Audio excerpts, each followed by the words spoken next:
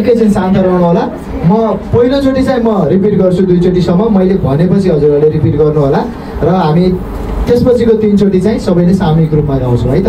पहिलो 2 चोटि म भन्छु त्यसपछि हजुरहरूले रिपिट गर्नु होला। धेरैजनालाई यो मन्त्र कण्ठस्थ पनि हुनसक्छ र म सुरु गर्न चाहन्छु। सबैभन्दा पहिला सबैजनाले एकचोटि ओमको उच्चारण गरौँ।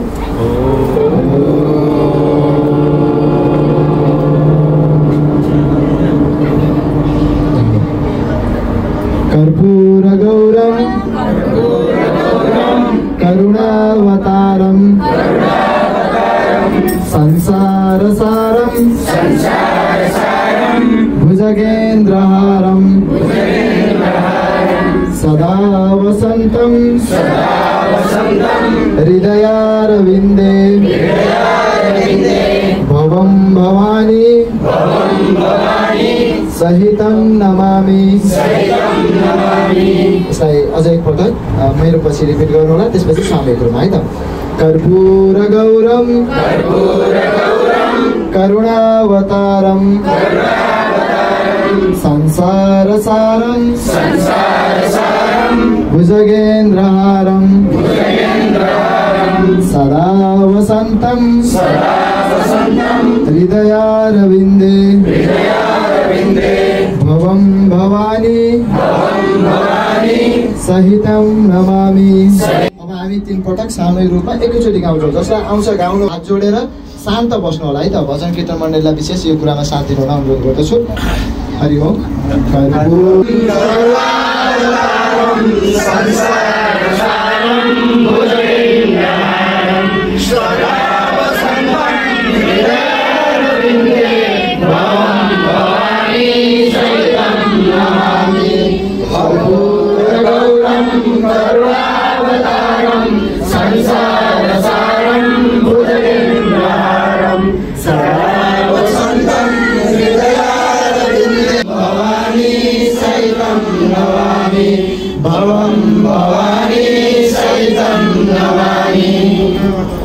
धन्यवाद। सबैजना नबोलिकन बस्नु होला। जहाँ हुनुहुन्छ चाहिँ नबोलिकन है, गफ गर्न जरुरी छैन। त्यसको